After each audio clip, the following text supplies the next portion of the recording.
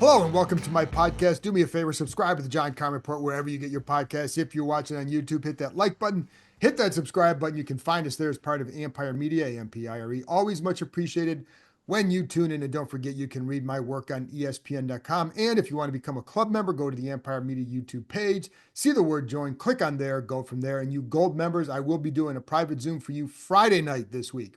Friday night. So, anyways, getting some family out of town, and I'll take care of you gold members Friday night, 7:30. So, anyway, as you can see, if you're watching on YouTube, I'm joined by the voice of the Commanders, Bram Weinstein.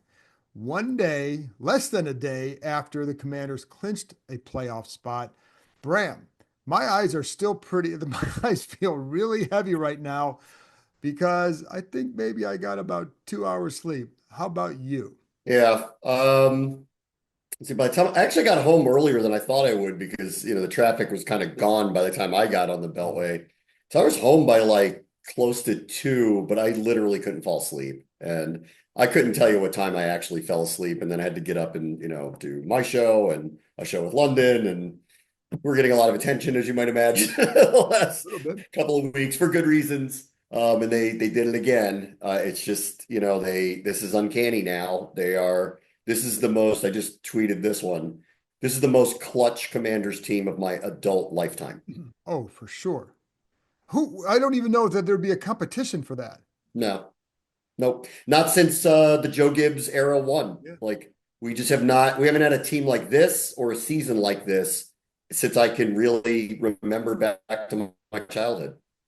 And I mean, obviously, Jayden Daniels plays a big part of that. What else would you attribute that to besides him? And is there, or is it just like, hey, you got number five and that's all you need? I mean, if you're being honest, he's a large part of it, Of course. and but I do buy the culture, the buy-in, the chemistry, the veteran leadership in the locker room. Some of this is feels kind of Gibbsian, like where he relied on veterans. Like he wanted people that he knew that loved football. They're going to show up every day. They can be leaders. Dan Quinn has leaned into that. Adam Peters clearly is into that too. They want people that they know, like, love football, super smart, all that stuff that Gibbs used to say. And they clearly are cut from the same cloth that way. I totally buy some of the time this stuff is coach speak, but in the case of Quinn, when you hear every player over and over cite the things that he has said that like gets them, to be motivated and connected and together. So I buy it. Adam Peters is very connected with this group. And then I think some of it too is I want to credit the ownership here a little bit too, in a couple of ways. Like the relationship with the fan base needed to be repaired for a lot of reasons, not just by winning, but like in a lot of ways. Like there was some, and they've gone out of their way to not just try to put a product on the field that could compete and win, but they've rolled out the red carpet to the fans and tried to welcome them back. Right. And they've, made upgrades to a stadium that no one loves, but they've put a lot of money into it. Light show, all the things that have done in that stadium. They've done a lot of things that people don't see at the practice facility that maybe you see a little bit in training camp, but we see every day that's very different Yeah. to try to help the team make the product better for them. They have a lot of giveaways. They're open arms to the fans. Like they want you to be part of it. There's a different relationship with the alumni that I feel that's different to keep people connected to, the franchise. And then they've allowed to build an extraordinarily robust front office and a robust coaching staff. And they're letting them do their jobs. And it's all kind of come together to be a really feel good, wild run. And I don't know how this story is going to end, but I will say this, like, and I'm hoping that this is just the beginning of what will be a sustained run for this franchise where they're competitive every year. And this isn't a one-off. And I really feel like that's going to be the case. No matter how this one ends, I don't think any subsequent season is going to be like this, like with these No, no. heartbreak, nail-biting, heart-wrenching, exhilarating wins that they've had. But you know what, Bram? And it's funny. I agree with that. Like they could go on in a couple years and win a Super Bowl, but Yep. you're not going to, and which would be a phenomenal finish to a year, but you're not going to have a regular season like this. And part of it too is it's almost like the football gods finally smiled on this fan base Yes. after kind of forgetting about them for a few decades. because it's not just that they've won 11 games, it's the way they've done it. And it's been an exciting team to watch. It's you have the young quarterback, right?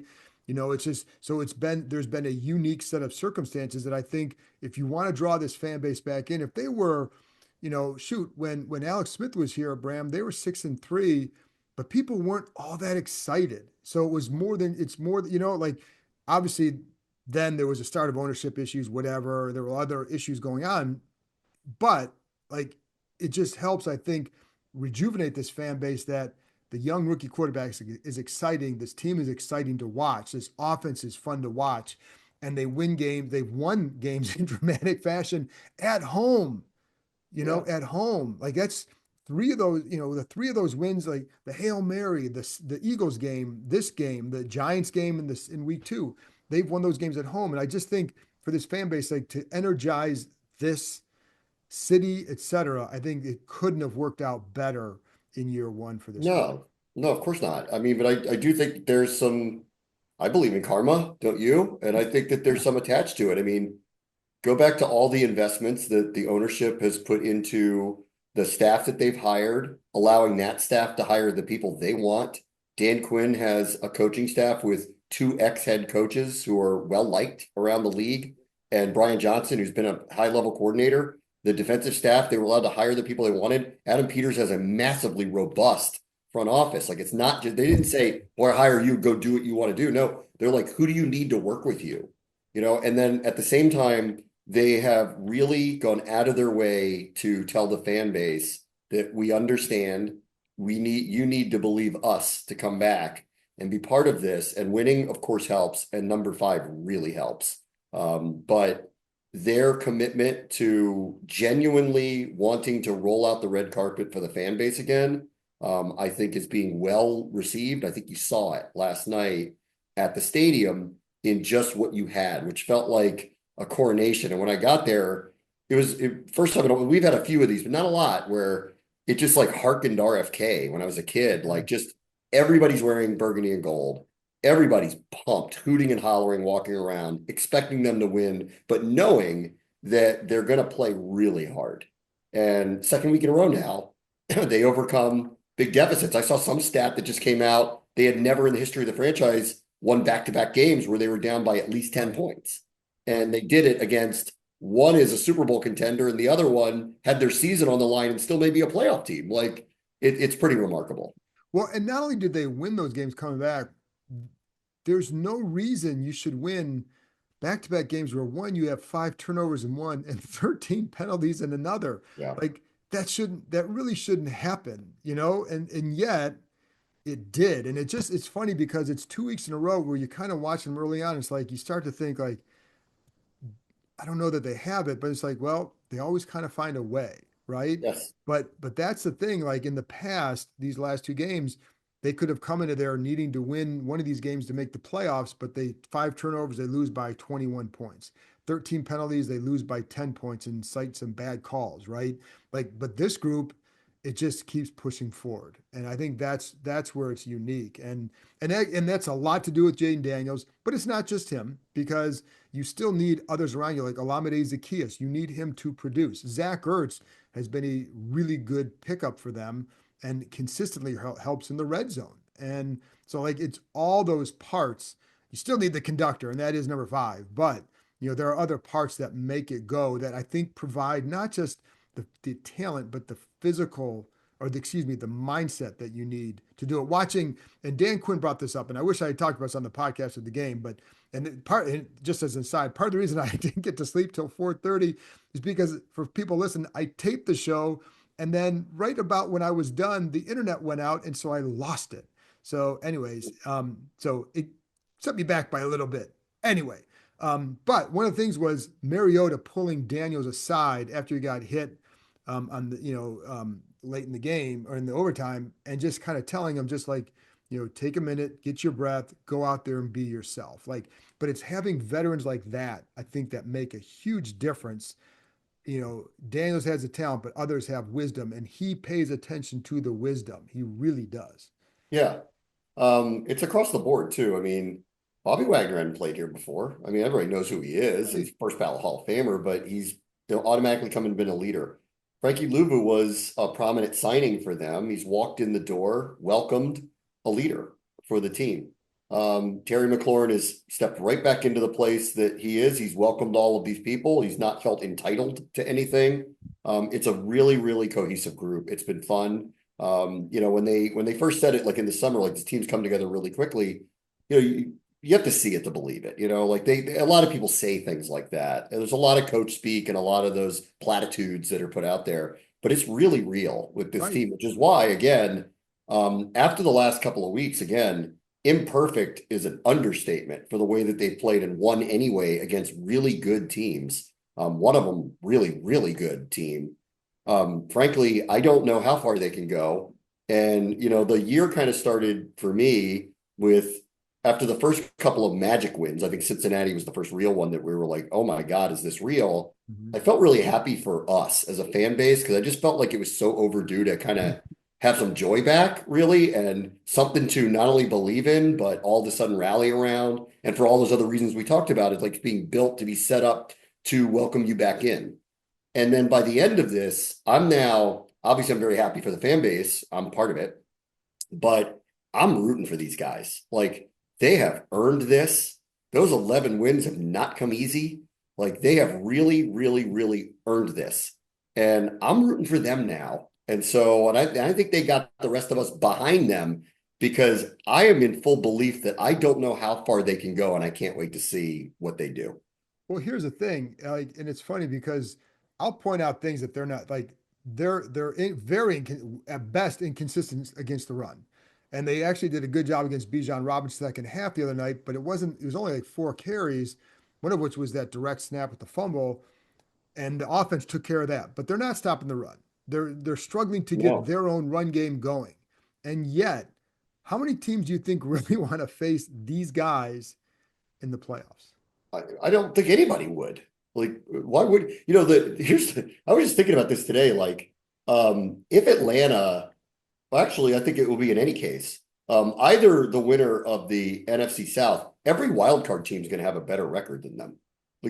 So I think this is really wide open this year because a 14-win team is going to be the 5 seed. That's crazy, right? I don't know anybody who's want to play Jayden Daniels in the playoffs. I mean, That's come on. right. Like, if you're not paying attention, like, it, it makes me crazy that he's not in the MVP conversation after all of these examples of what he's done. Like, he's clearly the rookie of the year. That's not even in question. But, like, I think he should be discussed as an MVP. Who has done more incredible things than him? Like, how many times have we listed something? And the latest one was 5 touchdown passes with 30 seconds or less or in overtime. Like, who else has ever done that? And how many times have we said during the year, this guy's doing things that no one's ever done? I mean, honestly, I think if Tirico and Collinsworth were, slated to do more of their games or they were on Monday Night Football more often and the national audiences saw this like we're seeing it every week, I think they would call this a 3-man race to win MVP and not a 2-man race. It's hard to see anybody who's more valuable. And again, I pointed this out after the game, but there are times like Zacchaeus has been a really good contributor, but is he a top receiver? No. At one point it's Zacchaeus and it's like Bryson Tremaine and KJ Osborne on the field in crucial situations late in the Yeah. game. Like, please think about that. Like Yeah. this thing is powered. I think Kingsbury's done a really good job as an OC.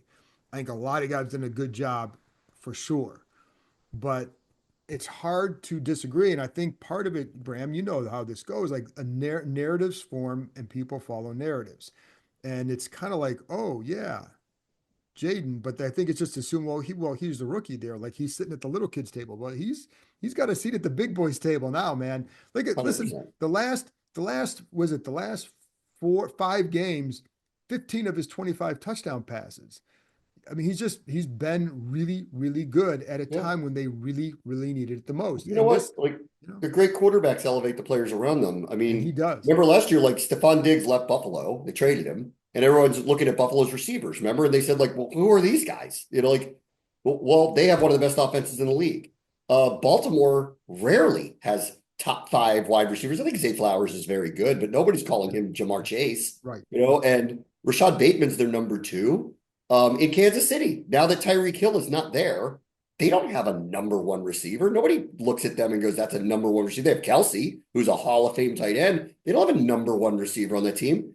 And Jayden Daniels is proving he's one of these people too. Like think of one of the narratives that started this year. Who's the number two receiver, right? Remember we had that one? Who's number two? And they said everybody's number two. And we all were kind of like, well, that means you don't have any number two. Noah Brown became number two. And we settled into, well, he's acting like one, behaving like one, and contributing like one. And then he got hurt, and we went, oh God, they don't have a number two. And all that's happened over the last couple of weeks is Olamide Zaccheaus is leading the team in receptions and touchdowns, and Jamison Crowder comes off the IR and has multiple touchdowns in a game. Jayden Daniels is elevating the players around him. That's what MVPs do. That's what great quarterbacks do. Yeah, no, for sure. And it's hard. I'm with you. I mean, he should be in that conversation. I don't think it should be a foregone conclusion. And listen, we know that like Lamar's had an incredible year. Josh Allen had a great year. Joe Burrow's had a great year. So that's fine. And so is this kid. And it's because of the dual threat he poses and just how he's elevated. Nobody had to elevate a situation like this one. And also, you're coming into you're a rookie. You have a new offense. There are so many new parts here, and you're rebuilding a roster that won 4 games last year. So and I'm not saying that he should win it, but I agree he needs to be in the conversation because that's what his play is warranted. We talked about this last week, and it's like I kind of chuckled because it's just amazing to think that we're talking about this at the end of the year because but it shouldn't be surprising given what we've seen this year. Like the arrow was always pointing this way. And the good thing I think for him, Bram, I think it's for his approach is highly sustainable. And I think that's the key here. Yeah. His work ethic is there. His humility is unbelievable. He's a really nice, I hate to use the word kid because I'm old now. But he's a very nice young man. Right.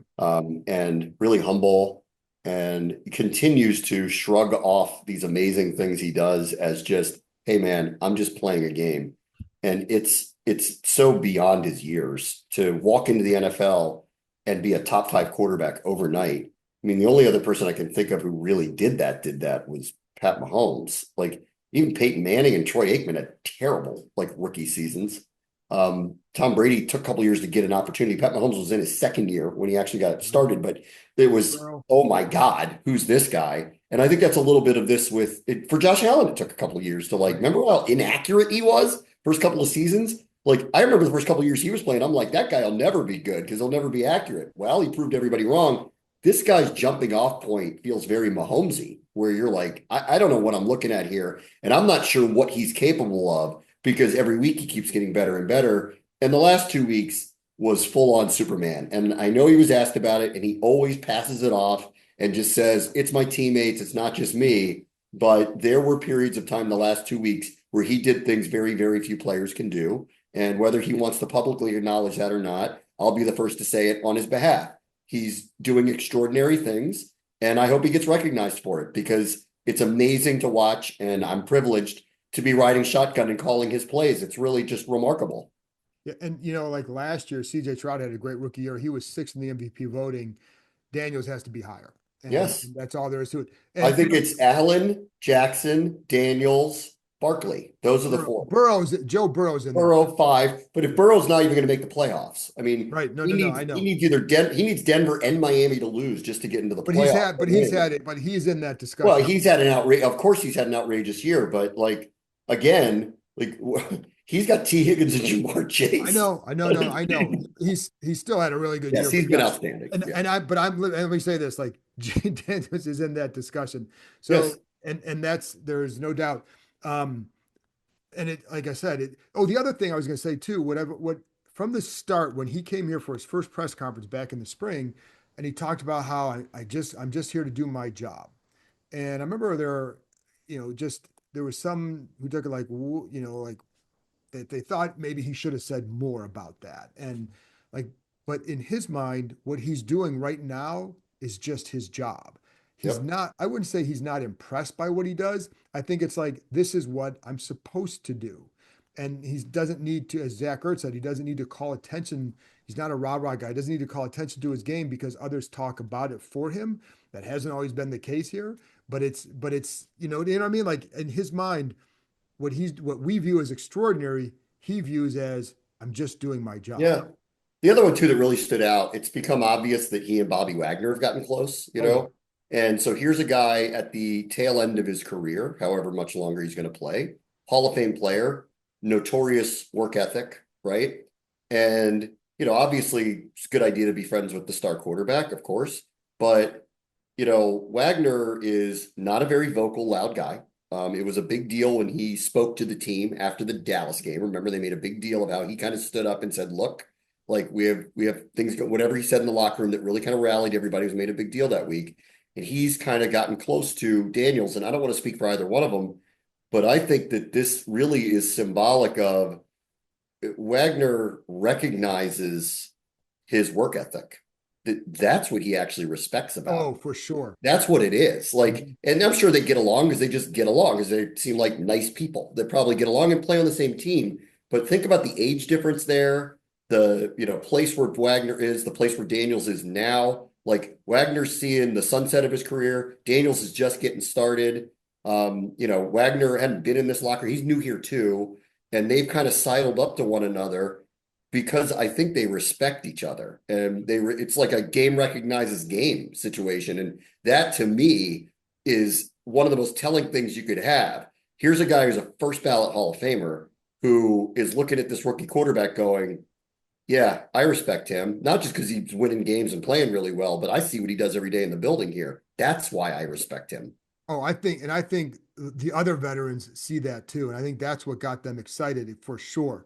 And it is funny because with Wagner and Daniels, like they go back and forth at each other. It is very much a big brother little brother relationship, to the point where I even asked him last week about him, and he's like, "Well, he's annoying." And I'm like, "Well, what annoys you about him?" Everything. Everything. But it's like it's a big brother little brother, and it's like that's the kind of relationship they Yeah. have. They'll sit there in the locker room and they'll bicker or go back and forth about NBA topics or books or whatever, and it's just, but it's always something, and it's just.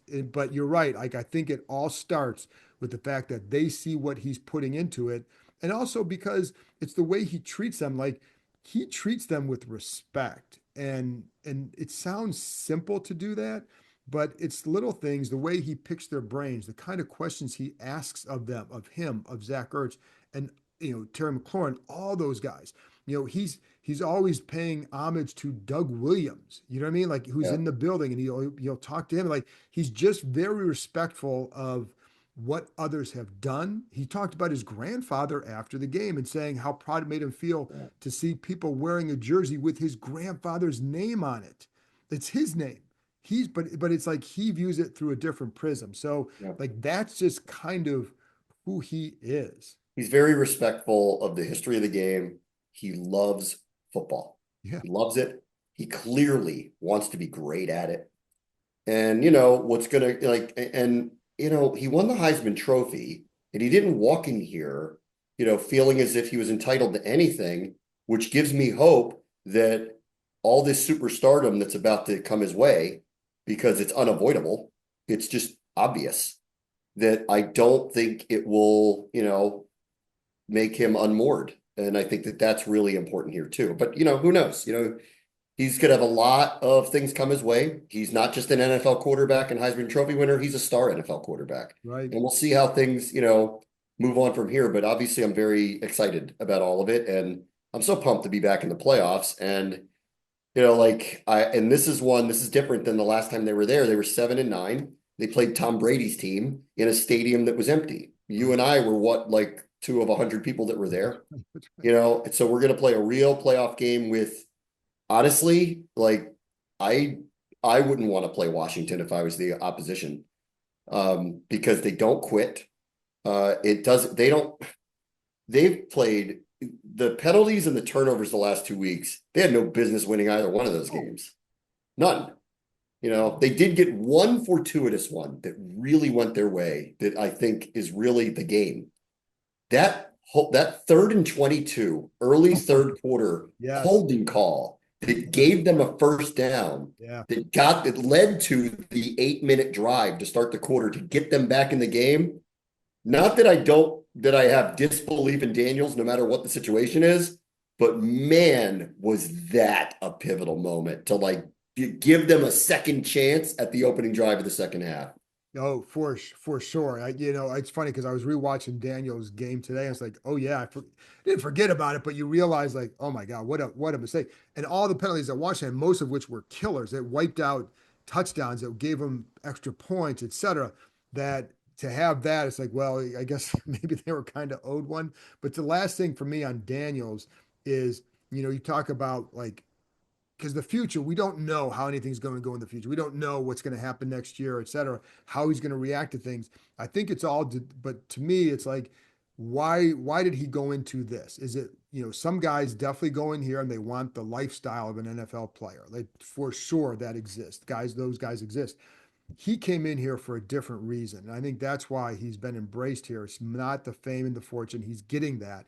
It's accompanying what he does. But he came here because he loves football and he wants to be great. And I think when you Yeah. combine those two things and when you keep that North Star up, if that's his North Star, like that's going to keep him moored. Now it will be a challenge. Like, listen, it would be a challenge for anybody to get what he's going to be getting thrown at him over the next however many years, the money that they're going to get. Like, think about the contract that he's going to get in about 4 or 5 years. It's going to be more than double what you and I make. So, Well, but speak for but it's yourself. But I think the other thing that really I think it resonates, and this has been for years in this market. I think every team's kind of different. Places are different. Like the blue collar hard workers have always resonated here, players of this team. yeah, We've had guys with major personalities like Rigo come through here, but the guy and he was obviously beloved. But Daryl Green, he didn't have a real big personality. Everyone loved his work ethic and then add on this kind of extraordinary talent, especially his speed. And like he became beloved. Art Monk was not a big talent, but beloved here, hard worker, yeah, like the Hogs. Some of consistent. them had personalities, you got to see a little bit of it, but mainly what everyone loved about them was this kind of cohesive, hard work, blue collar ability about them. That's what's resonated here, like through the years. And he's the best combination of all of it. Like his head's down. He's there at 5:30 in the morning. He wants to be great at this. He's putting the work in so much so that Bobby Wagner's befriended him and respects him. And it also, as it turns out, he's an incredible instinctual athlete. Like his instincts and the clutch gene are, I think few people just have this. I don't think it's taught. It comes with preparation, but then you get thrown out there and you just don't know what's going to happen. And this is year one where game after game, end of a game, gotta have it, and he's got it every single time without fail. And it would, with the exception of last night, like it was the first time when they got the ball back, at the end of the game with 1 something on the clock tied. I'm convinced he was going to go win. Like Oh, for there sure. was not a part of me that thought that they were No. going to go 3 and out. Like none. Well, in fairness, what he decided was, you know, haven't won a game in overtime. Let's just do that instead. I'm sure that's probably going through his mind, right? Yeah, the two breaks for them, they had a lot that went against them with all the penalties. The two breaks were that penalty, the 3rd and 22 penalty, because that's a 5-yard penalty, gave him an automatic first down, second chance at that drive again. And the other thing that I think's just kind of been underrated for this, the time management by Yeah, Atlanta's coaching staff at the end of both halves, yeah. both of them I knew you'd say that. were, it What? wasn't the Bears, but it wasn't far off. Oh, it Like was. they really mismanaged the clock on both sides and how they ended up in the first half with all three of their timeouts in their pocket. I'll never understand. And at the end of the game, by not using a timeout on that play by in front of the Washington sideline that kept them in bounds and they let the clock run, they should have had at least two more plays, and maybe that end game field goal is from 40 and not Correct. 56. No, they for sure bailed these guys out with that. I like Raheem Morris a lot and had a chance to see him before the game. Man, did they botch that one. So Bad. there you go. But you know what? Sometimes I think if any fan base, if any franchise was owed some gifts or some help, after what they've been through, it's this one. The Jets fans are sitting there saying, what about us? Well, you got a few more years. So, I'll tell you what, to a closing note for you. yes. This has been a magical season, a magical ride. No real magical Washington season is complete without a win over Dallas. So, and after hearing Dan Quinn say, oh, we're going for that. Like, there's no resting guys. We want the 6th seed. Good. Yeah. Let's see what happens this weekend. Well, I think that 6th seed will look awfully nice for them. So anyway, Bram, thanks a lot for joining me, and thank everybody for tuning in. As I'm sure you guys know, there's not going to be a live stream Tuesday night because Bram's got to go out to Times Square, drop the ball, and all that. You're hosted with Ryan Seacrest. I think that's fantastic.